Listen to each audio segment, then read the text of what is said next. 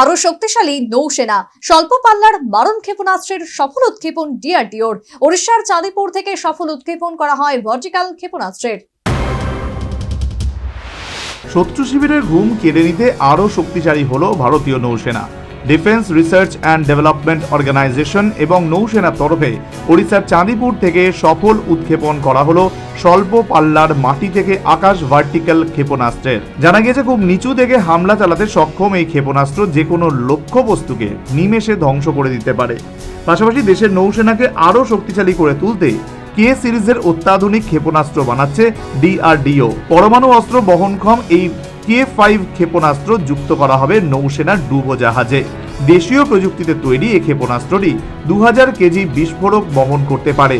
অত্যাধুনিক এই অস্ত্র 5 থেকে 6000 কিলোমিটার দূরে যে কোনো লক্ষ্যবস্তুকে ধ্বংস করতে সক্ষম।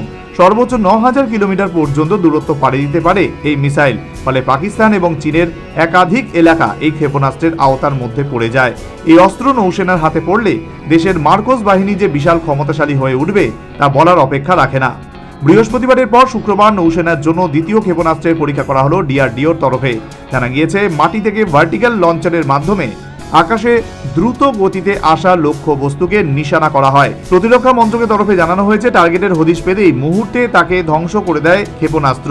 অস্ত্র পরীক্ষা সফল হওয়ার পর ডিআরডিওকে অভিনন্দন জানিয়েছেন প্রতিরক্ষা মন্ত্রী রাজনাথ সিং।